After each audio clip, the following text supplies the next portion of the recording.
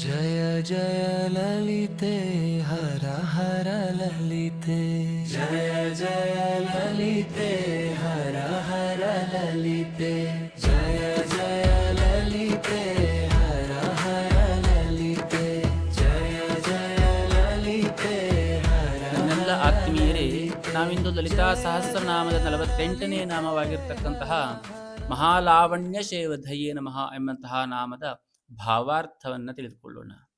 ಮಹಾಲಾವಣ್ಯ ಶೇವಧಯೇ ನಮಃ ಅಂತಂದ್ರೆ ಅಪಾರವಾಗಿರ್ತಕ್ಕಂತಹ ಲಾವಣ್ಯಯುತವಾಗಿರ್ತಕ್ಕಂತಹ ಸೌಂದರ್ಯವನ್ನು ಹೊಂದಿರತಕ್ಕಂತಹವಳು ಎಂಬಂತಹದ್ದು ಇದರ ಭಾವಾರ್ಥವಾಗುವಂತಹದ್ದು. ಲಾವಣ್ಯ ಎಂಬಂತಹದ್ದು ಕೇವಲ ರೂಪವಲ್ಲ, ಅದು ದೇಹ, ಮನಸ್ಸು, ಭಾವ, ಕರುಣೆ ಮತ್ತು ಜ್ಞಾನ ಇವೆಲ್ಲವೂ ಕೂಡ ಒಂದಾಗಿ ಮೂಡುವಂತಹ ಮಧುರ ಕಿರಣವಾಗುವಂತಹದ್ದು. ಸಾಮಾನ್ಯ ಸೌಂದರ್ಯ ಕಣ್ಣುಗಳಿಗೆ ಮಾತ್ರ ಕಾಣಬಹುದು, ಆದರೆ ಲಾವಣ್ಯ ಎಂಬಂತಹದ್ದು ಹೃದಯಕ್ಕೆ ಅನುಭವವಾಗುವಂತಹದ್ದು. ಶ್ರೀ ಲಲಿತಾ ತ್ರಿಪುರ ಸುಂದರಿಯ ಲಾವಣ್ಯ ಅಂತಂದ್ರೆ ಅವಳ ಮೃದುವಾಗಿರತಕ್ಕಂತಹ ನಗು, ಅವಳ ಕರುಣೆಯ ದೃಷ್ಟಿ, ಅವಳ ದಿವ್ಯ ಕಂಠ ಧ್ವನಿಗಳು, ಅವಳ ಆನಂದಮಯ ಚೈತನ್ಯ ಇವೆಲ್ಲವೂ ಸಹ ಒಟ್ಟಾಗಿ ಇರತಕ್ಕಂತಹದ್ದು ಎಂಬುದಾಗಿ. ಶ್ರೀವಿದ್ಯಾ ಪರಂಪರೆಯಲ್ಲಿ ಶ್ರೀ ಲಲಿತಾ ತ್ರಿಪುರ ಸುಂದರಿ ಅಂತಂದ್ರೆ ಸೌಂದರ್ಯದ ಪರಮಾವಧಿ ಆಗಿರತಕ್ಕಂತಹದ್ದು. ಅವಳ ಸೌಂದರ್ಯ ಲಹರಿಯಲ್ಲಿ ಆದಿಶಂಕರಾಚಾರ್ಯರು ಅಪಾರವಾಗಿ ವರ್ಣಿಸಿರ್ತಕ್ಕಂತಹದ್ದು. ಅಲ್ಲಿ ದೇವಿಯ ಒಂದು ಕಣ್ಣಿನ ನೋಟವೇ ಜಗತ್ತನ್ನು ಮೋಹಗೊಳಿಸುತ್ತದೆ ಎಂಬುದಾಗಿ ಹೇಳಿರ್ತಕ್ಕಂತಹದ್ದು. ಇಲ್ಲಿ ಮಹಾಲಾವಣ್ಯ ಶೇವತೆಯೇ ನಮಃ ಅಂತಂದ್ರೆ ದೇವಿ ಕೇವಲ ಸುಂದರಿ ಅಷ್ಟೇ ಅಲ್ಲ, ಅವಳು ಸೌಂದರ್ಯದ ಮೂಲವಾಗಿರತಕ್ಕಂತಹದ್ದು. ಎಲ್ಲ ಚೆಲುವುಗಳ ಮೂಲ ಸೂತ್ರವು ಅವಳಲ್ಲಿರತಕ್ಕಂತಹದ್ದು ಎಂಬುದಾಗಿ ಹೇಳುವಂತಹದ್ದು. ಈ ನಾಮದ ಆಂತರಿಕ ಅರ್ಥ ಇನ್ನು ಆಳವಾಗಿರುವಂತಹದ್ದು. ದೇವಿಯ ಲಾವಣ್ಯ ಅಂತಂದ್ರೆ ಜ್ಞಾನ ಲಾವಣ್ಯ, ಕರುಣಾ ಲಾವಣ್ಯ, ಶಾಂತಿಯ ಲಾವಣ್ಯ, ಅನುಗ್ರಹದ ಲಾವಣ್ಯ. ಅವಳ ಲಾವಣ್ಯವು ಭಕ್ತರ ಅಜ್ಞಾನವನ್ನು ಕರಗಿಸುವಂತಹದ್ದು. ಅವಳನ್ನು ಧ್ಯಾನಿಸಿದಾಗ ಮನಸ್ಸು ಶುದ್ಧವಾಗುವಂತಹದ್ದು, ಮನಸ್ಸಿನ ಕಠೋರತೆ ಕರಗುವಂತಹದ್ದು, ಅಲ್ಲಿ ಮೂಡುವಂತಹ ಮೃದುತ್ವ ಅದೇ ದೇವಿಯ ಲಾವಣ್ಯದ ಸ್ಪರ್ಶವಾಗುವಂತಹದ್ದು. ಭಕ್ತನ ಜೀವನದಲ್ಲಿ ಇದರ ಪ್ರಭಾವ ಯಾವ ರೀತಿಯಾಗಿರ್ತದೆ ಅಂತ ಕೇಳಿದರೆ, ವಾಕ್ ಸೌಂದರ್ಯ ಪ್ರಾಪ್ತವಾಗುವಂತಹದ್ದು, ಮನಸ್ಸಿನ ಶಾಂತಿ ಪ್ರಾಪ್ತವಾಗುವಂತಹದ್ದು, ಮುಖದಲ್ಲಿ ತೇಜಸ್ಸು ಬರುವಂತಹದ್ದು, ಆತ್ಮವಿಶ್ವಾಸ ಜಾಗೃತವಾಗುವಂತಹದ್ದು. ಈ ಸ್ವಾಭಾವಿಕವಾಗಿ ಇವೆಲ್ಲವೂ ಕೂಡ ಯಾವ ಮನುಷ್ಯನು ಈ ನಾಮವನ್ನು ನಿರಂತರವಾಗಿ ಧ್ಯಾನಿಸ್ತಾನೋ ಅವನಿಗೆ ಪ್ರಾಪ್ತವಾಗುವಂತಹದ್ದು. ಶ್ರೀ ಲಲಿತಾ ತ್ರಿಪುರ ಸುಂದರಿಯ ದಿವ್ಯ ರೂಪ ಯಾವ ರೀತಿಯಾಗಿರ್ತಕ್ಕಂತಹದ್ದು ಅಂತಂದ್ರೆ ಪಾಶ, ಅಂಕುಶ, ಪುಷ್ಪಬಾಣ, ಇಕ್ಷುದಂಡ ಈ ರೀತಿಯಾಗಿರ್ತಕ್ಕಂತಹ ಆಯುಧಗಳನ್ನು ಹಿಡಿದು ಶ್ರೀಚಕ್ರ ಸಿಂಹಾಸನದಲ್ಲಿ ಕುಳಿತಿರುವಂತಹವಳು ಅವಳು. ಚಂದ್ರ ಮಂಡಲದ ಮೇಲೆ ಪ್ರಕಾಶಿಸ್ತಾ ಇರತಕ್ಕಂತಹಳು. ಅವಳ ಮುಖಚಂದ್ರವು ಶರದೃತುವಿನ ಪೂರ್ಣ ಚಂದ್ರನಿಗಿಂತಲೂ ಮೃದುವಾಗಿ ಪ್ರಕಾಶಿಸ್ತಾ ಇರತಕ್ಕಂತಹದ್ದು. ಅವಳ ಕಣ್ಣುಗಳು ಕಮಲದಂತೆ ಕಾಣ್ತಾ ಇರತಕ್ಕಂತಹದ್ದು. ಅವಳ ನಗು ಹೇಳುವಂತಹದ್ದು ಭಕ್ತರ ಮನದಲ್ಲಿ ಆನಂದದ ತರಂಗವನ್ನ ಎಬ್ಬಿಸ್ತಾ ಇರತಕ್ಕಂತಹದ್ದು. ಈ ಸಕಲ ರೂಪ ಮಾಧುರ್ಯವೇ ಮಹಾಲಾವಣ್ಯ ಶೇವಧಿ ಎಂಬುದಾಗಿ ಹೇಳುವಂತಹದ್ದು. ಆಧ್ಯಾತ್ಮಿಕವಾಗಿ ನೋಡಿದಾಗ ಮಹಾ ಅಂತಂದ್ರೆ ಪರಬ್ರಹ್ಮ ತತ್ವವನ್ನು ಸೂಚಿಸ್ತಾ ಇರತಕ್ಕಂತಹದ್ದು. ಲಾವಣ್ಯ ಅಂತಂದ್ರೆ ಚಿತ್ ಆನಂದ ಸ್ವರೂಪದ ಪ್ರಕಾಶವಾಗುವಂತಹದ್ದು. ಶೇವಧಿ ಅಂತಂದ್ರೆ ಆ ಪರಬ್ರಹ್ಮದೊಳಗಿನ ಸಂಪೂರ್ಣ ಶಕ್ತಿ ಎಂಬುದಾಗಿ ಸೂಚಿಸುವಂತಹದ್ದು. ಅಂದರೆ ದೇವಿಯು ಸಚ್ಚಿದಾನಂದ ಸ್ವರೂಪಿಣಿಯಾಗಿರುವಂತಹವಳು. ಆ ಆನಂದವೇ ಲಾವಣ್ಯವಾಗಿ ಭಾಸವಾಗ್ತಾ ಇರತಕ್ಕಂತಹದ್ದು ಎಂಬುದಾಗಿ ಸೂಕ್ಷ್ಮಾರ್ಥದಲ್ಲಿ ಕಾಣುವಂತಹದ್ದು. ನಮಗೆ ಜಗತ್ತಿನ ಸೌಂದರ್ಯವೆಲ್ಲವೂ ಕೂಡ ಅವಳ ಪ್ರತಿಬಿಂಬವಾಗಿರ್ತಕ್ಕಂತಹದ್ದು. ಹೂವಿನ ಮೃದುತ್ವ, ಚಂದ್ರನ ಮಧುರತೆ, ನದಿಯ ಸೊಗಸು ಇವೆಲ್ಲವೂ ಕೂಡ ಅವಳ ಲಾವಣ್ಯದ ಕಿರಣವಾಗಿರತಕ್ಕಂತಹದ್ದು. ಇನ್ನು ಮಹಾಲಾವಣ್ಯ ಶೇವಧೇ ನಮಃ ಎಂಬಂತಹ ನಾಮವನ್ನು ನಾವು ಯಾವ ರೀತಿಯಾಗಿ ಧ್ಯಾನಿಸಬೇಕು ಅಂತ ಕೇಳಿದರೆ, ಅವಳ ಮೃದು ನಗೆಯನ್ನ ಮನದಲ್ಲಿ ಕಾಣಬೇಕು. ಅವಳ ಕರುಣೆಯ ಕಣ್ಣುಗಳನ್ನು ಚಿಂತಿಸಬೇಕು. ಮನಸ್ಸಿನಲ್ಲಿ ಶಾಂತಿ ಮತ್ತು ಮಧುರತೆ ಮೂಡುವುದನ್ನು ಅನುಭವಿಸಬೇಕು. ಈ ಧ್ಯಾನದಿಂದ ಮನಸ್ಸು ಸೌಮ್ಯವಾಗುವಂತಹದ್ದು, ಚಿತ್ತ ಶಾಂತವಾಗುವಂತಹದ್ದು. ಅಂತಿಮವಾಗಿ ಮಹಾಲಾವಣ್ಯ ಶೇವಧೇ ನಮಃ ಎಂಬಂತಹ ನಾಮವು ನಮಗೆ ಹೇಳುವುದೇನೆಂದರೆ, ನಿಜವಾದ ಸೌಂದರ್ಯ ಹೊರಗಿನ ರೂಪಗಳಲ್ಲ, ಅದು ಆತ್ಮದ ಪ್ರಕಾಶದಲ್ಲಿ ಇರತಕ್ಕಂತಹದ್ದು. ಆ ಆತ್ಮ ಪ್ರಕಾಶದ ಪರಮ ನಿಧಿಯೇ ಆ ಲಲಿತಾ ತ್ರಿಪುರ ಸುಂದರಿ ಎಂಬುದಾಗಿ. ಅವಳ ಲಾವಣ್ಯವು ಕೇವಲ ನೋಡಲಿಕ್ಕೋಸ್ಕರವಾಗಿರತಕ್ಕಂತಹದ್ದಲ್ಲ, ಅದನ್ನು ಅನುಭವಿಸಲಿಕ್ಕೋಸ್ಕರವಾಗಿರತಕ್ಕಂತಹದ್ದು. ಅವಳ ಲಾವಣ್ಯವು ಕೇವಲ ರೂಪದಲ್ಲಿರ್ತಕ್ಕಂತಹದ್ದಲ್ಲ, ಅದು ಕರುಣೆಯಲ್ಲಿರ್ತಕ್ಕಂತಹದ್ದು, ಜ್ಞಾನದಲ್ಲಿರ್ತಕ್ಕಂತಹದ್ದು, ಅನುಗ್ರಹದಲ್ಲಿರ್ತಕ್ಕಂತಹದ್ದು.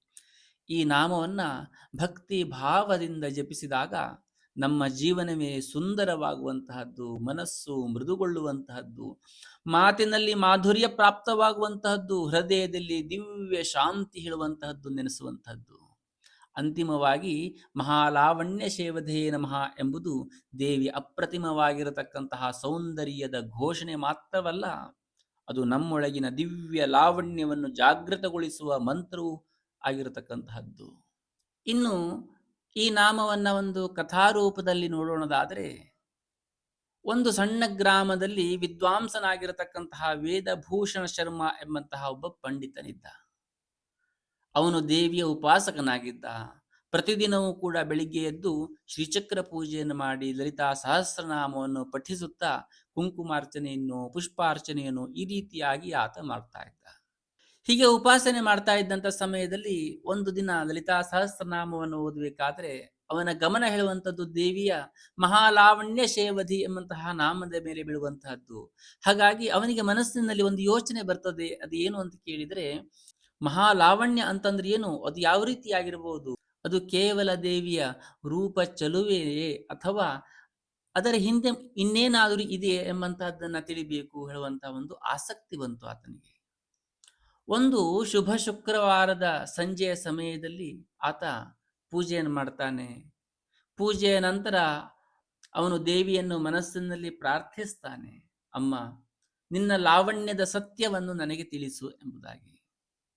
ಆ ರಾತ್ರಿ ಅವನಿಗೆ ಅದ್ಭುತವಾಗಿರತಕ್ಕಂತಹ ಒಂದು ಸ್ವಪ್ನ ಬೀಳುವಂತಹದ್ದು, ಸ್ವಪ್ನದಲ್ಲಿ ದಿವ್ಯ ದರ್ಶನವಾಗುವಂತಹದ್ದು. ಯಾವ ರೀತಿಯಾಗಿ ಅಂತ ಕೇಳಿದರೆ, ಅವನ ಸ್ವಪ್ನದಲ್ಲಿ ಒಂದು ಪ್ರಕಾಶಮಯವಾಗಿರ್ತಕ್ಕಂತಹ ಮಂಟಪದಲ್ಲಿ ನಿಂತ್ಕೊಂಡಿದ್ದಂತೆ ಕಾಣಿಸ್ತಾ ಇದೆ. ಮಧ್ಯದಲ್ಲಿ ಚಂದ್ರ ಕಾಂತಿಯಂತೆ ಹೊಳಿತಾ ಇರತಕ್ಕಂತಹ ಸಿಂಹಾಸನ ಇರುವಂತಹದ್ದು, ಶ್ರೀಚಕ್ರ ಸಿಂಹಾಸನ ಇರತಕ್ಕಂತಹದ್ದು. ಆ ಸಿಂಹಾಸನದ ಮೇಲೆ ಕುಳಿತಿರ್ತಕ್ಕಂತಹವಳು ದಿವ್ಯ ರೂಪವನ್ನು ಧರಿಸಿರ್ತಕ್ಕಂತಹ ಆ ಲಲಿತಾ ತ್ರಿಪುರ ಸುಂದರಿ ಜಗನ್ಮಾತೆ.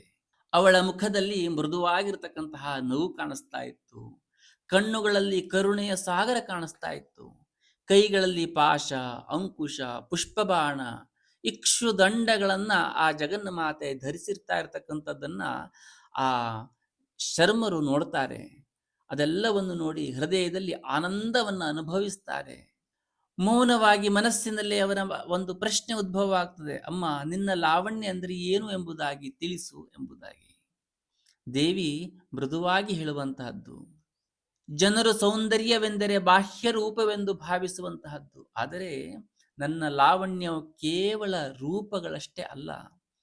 ಒಬ್ಬ ತಾಯಿ ಮಗುವನ್ನು ಕರುಣೆಯಿಂದ ನೋಡುವಾಗ ಅದು ಲಾವಣ್ಯವಾಗುವಂತಹದ್ದು. ಒಬ್ಬ ಸಂತನು ಕ್ಷಮಿಸುವಾಗ ಅದು ಲಾವಣ್ಯವಾಗುವಂತಹದ್ದು.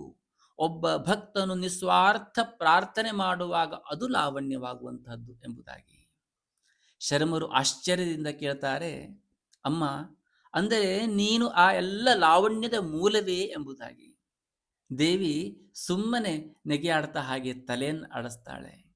ಆಮೇಲೆ ಹೌದು ಎಂಬುದಾಗಿ ಹೇಳ್ತಾಳೆ.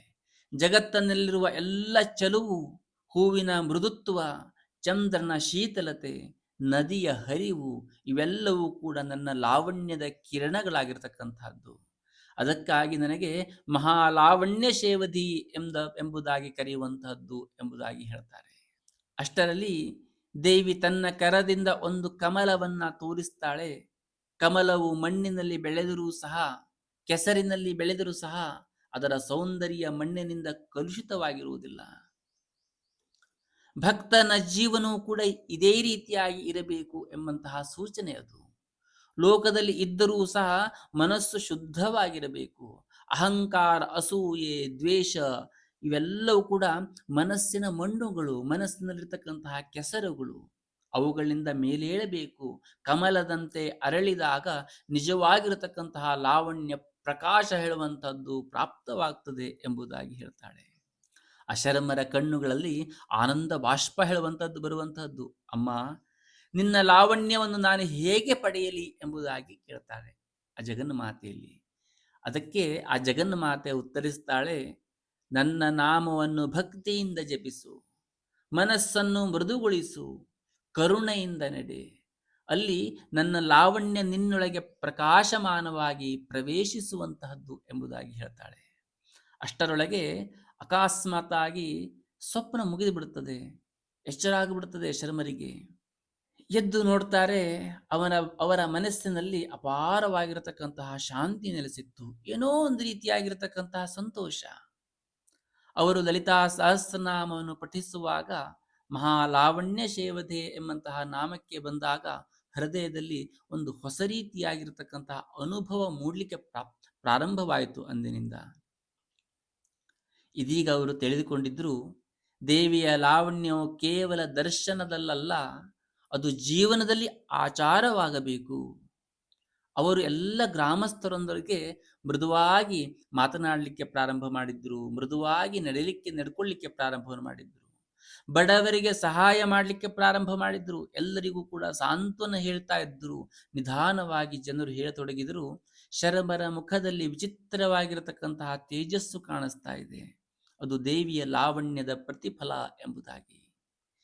ಈ ಕಥೆ ನಮಗೆ ಹೇಳುವಂತಹ ಸಂದೇಶ ಏನು ಅಂತ ಕೇಳಿದರೆ, ಮಹಾಲಾವಣ್ಯ ಶೇವಧೇ ನಮಃ ಎಂಬಂತಹ ನಾಮ ನಿಜವಾದ ಸೌಂದರ್ಯ ನಮ್ಮೊಳಗಿದೆ. ಕರುಣೆ, ಕ್ಷಮೆ, ಪ್ರೀತಿ ಇವೆಲ್ಲವೂ ಕೂಡ ಲಾವಣ್ಯದ ರೂಪವಾಗುವಂತಹದ್ದು. ದೇವಿಯ ನಾಮಸ್ಮರಣೆ ಮೂಲಕ ಆ ಲಾವಣ್ಯ ನಮ್ಮೊಳಗೆ ಮೂಡುವಂತಹದ್ದು. ಲಲಿತಾಂಬಿಕೆಯ ಸೌಂದರ್ಯದ ಪರಮಾವಧಿಯಾಗಿರತಕ್ಕಂತಹವಳು.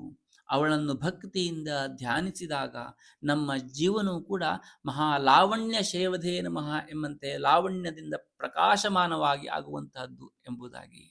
ಹಾಗಾಗಿ ನಾವೆಲ್ಲರೂ ಕೂಡ ಶ್ರೀವಿದ್ಯಾ ಪ್ರತಿಷ್ಠಾನದಲ್ಲಿ ಸಂಕಲ್ಪಿತವಾಗಿರತಕ್ಕಂತಹ ಕೋಟಿ ಲಲಿತಾ ಸಹಸ್ರನಾಮ ಮಹಾಯಾಗದಲ್ಲಿ ಪಾಲ್ಗೊಂಡು ಸರ್ವ ಸೌಭಾಗ್ಯದಾಯಕ ರೀತಿಯ ಲಲಿತಾ ಸಹಸ್ರನಾಮ ಪಾರಾಯಣವನ್ನ ಪ್ರತಿನಿತ್ಯವೂ ಕೂಡ ಮಾಡಿ ಆ ಜಗನ್ಮಾತೆಯ ದಿವ್ಯವಾಗಿರತಕ್ಕಂತಹ ಅನುಗ್ರಹದಿಂದ ಅಪಾರವಾಗಿರತಕ್ಕಂತಹ ಲಾವಣ್ಯವನ್ನ ಹೊಂದಿ ನಮ್ಮ ಜೀವನವನ್ನ ಸುಖ ಸಂತೋಷದಿಂದ ಕಳೆಯೋಣ ಎಂಬುದಾಗಿ ಹೇಳ್ತಾ 49ನೆಯ ನಾಮವನ್ನ ನಾಳೆಯ ದಿನ ನೋಡೋಣ ಎಂಬುದಾಗಿ